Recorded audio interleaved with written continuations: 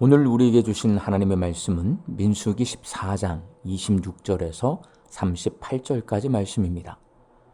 여호와께서 모세와 아론에게 말씀하여 이르시되 나를 원망하는 이 악한 회중에게 내가 어느 때까지 참으랴.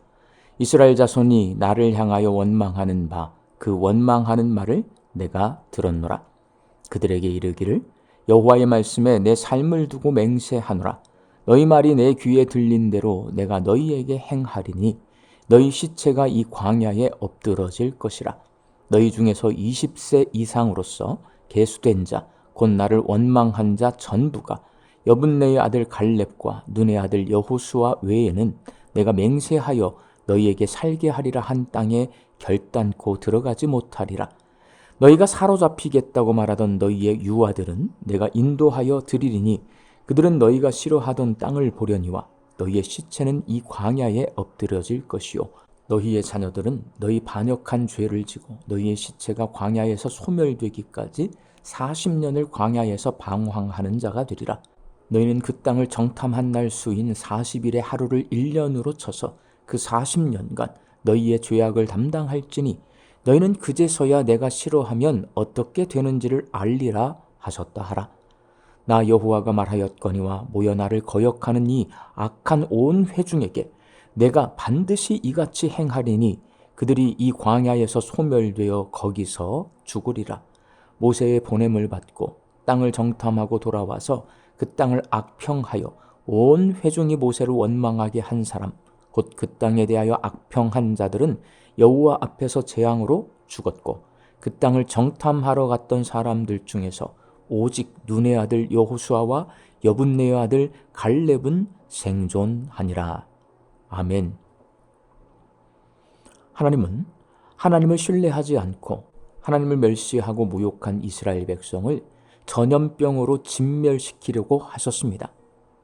그러나 하나님의 본질과 성품에 근거해서 기도하는 모세의 중보 기도를 들으시고 마음을 돌이켜 이스라엘 백성을 용서해 주셔서 전염병으로 진멸시키는 계획을 취소하십니다. 그러나 이스라엘 백성을 징벌하십니다. 20세 이상인 사람들은 가나안 땅으로 들어가지 못하고 모두가 광야에서 죽게 될 것이라고 징벌하시고 20세 이하 사람들은 앞으로 40년 동안 광야를 방황하게 될 것이라고 징벌하십니다. 그리고 여호수아와 갈렙을 제외한 나머지 10명의 정탐꾼이 죽습니다. 하나님이 죄를 용서해 주신다고 하셨는데 왜 이렇게 징벌하시는 걸까요? 하나님의 용서는 벌하지 않는 것이 아니라 언약을 파기하지 않는 것입니다. 하나님이 이스라엘 백성의 죄를 용서하여 주신다는 것은 그들에게 아무 벌을 내리지 않는 것이 아니라 그들과 맺은 언약을 파기하지 않는 것입니다. 하나님이 이스라엘 백성을 진멸하시는 방법은 표면상으로는 전염병으로 나타나지만 그 내면을 들여다보면 하나님과 이스라엘 백성 사이에 언약을 파기하는 것입니다. 더 이상 하나님이 이스라엘의 하나님이 아니고 이스라엘이 하나님의 백성이 아닌 것이 바로 하나님의 진멸입니다. 하나님의 약속이 파기되는 순간 만나와 메추라기가 멈추고 구름 기둥과 불 기둥이 사라지고 하나님의 모든 은혜와 돌봄이 중단됩니다. 그러면 광야에서 이스라엘 백성은 한순간도 살 수 없습니다. 모두 죽습니다. 그것이 바로 하나님의 진멸입니다. 또한 분노하신 하나님께서 이스라엘의 죄를 정의로 심판하시기 위해 전염병을 내리시면 이스라엘 백성 모두 죽게 됩니다.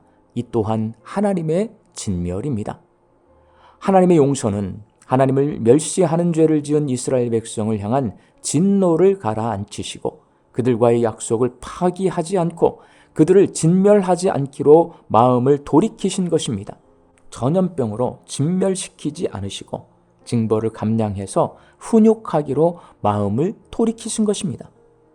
그렇게 하나님의 용서로 이스라엘 백성과의 약속은 파기되지 않았지만 하나님의 훈육은 남았습니다.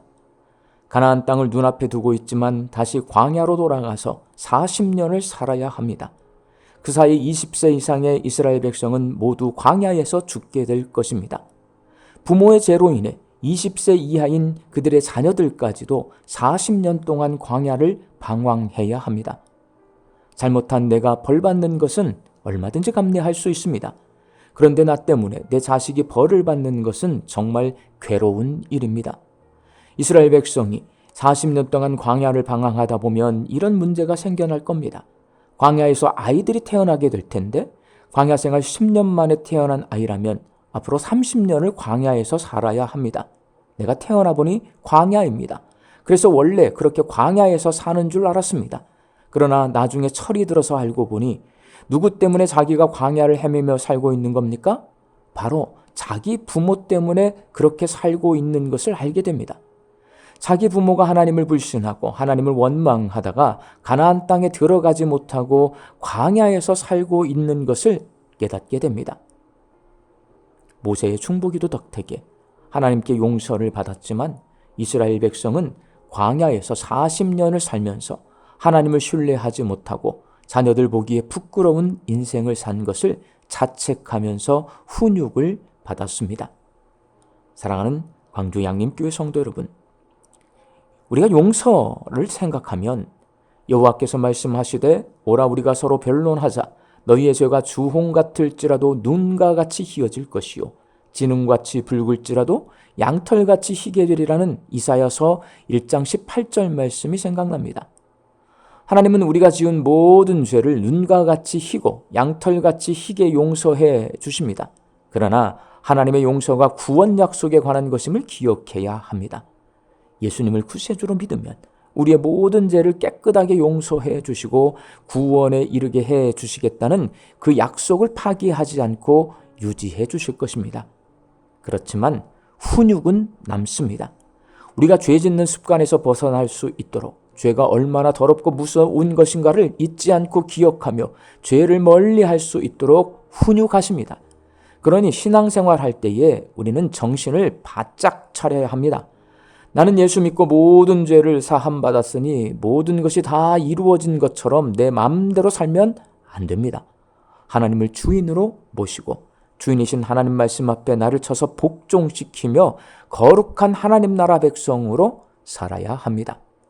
우리 광주 양림교회 성도들이 약속은 유지하되 훈육은 남아있다는 하나님의 용서의 의미를 잘 이해해서 구원 약속을 유지해 주시고 우리를 예수 그리스도 안에서 믿음으로 훈육하시는 용서의 하나님 앞에 감사드리고 순종하며 거룩한 하나님의 자녀들로 살 수 있기를 주님의 이름으로 축원합니다. 함께 기도하겠습니다. 우리는 하나님의 용서로 구원받은 자녀입니다. 하나님의 용서는 구원의 약속은 유지하되 훈육은 남아있는 것이다 라는 것을 깨달아 알게 하여 주시어서 날 용서하신 하나님 앞에 감사드리고 날 훈육하시는 하나님의 말씀에 순종하여서 이 땅에서 거룩한 하나님의 자녀로 살게 하여 주옵소서.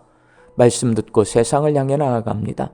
우리 양림교회 성도들의 일터 위에 하나님 일용할 양식을 채워주셔서 자족함과 감사함으로 이 하루를 살게 하여 주옵소서. 흩어져 살고 있는 우리 가족과 자녀들이 하나님의 용서의 의미를 잘 이해해서 구원의 은혜 앞에 감사하게 하여 주시고 주의 말씀에 순종하며 이 땅에서 거룩한 하나님의 자녀로 살게 하여 주옵소서. 육신의 연약함으로 낫기를 간구하는 한우들이 있습니다. 불쌍히 여겨 주시어서 예수님의 능력으로 치유하여 주시고 오랜 시간 침상에 누워 계시는 장기 환우들과 어르신들이 천국 소망 붙들고 오늘 이 하루를 살게 하여 주옵시며 애쓰고 힘써서 돌보는 가족들 위해 새 힘을 더하여 주옵소서. 예수님의 이름으로 기도하옵나이다. 아멘.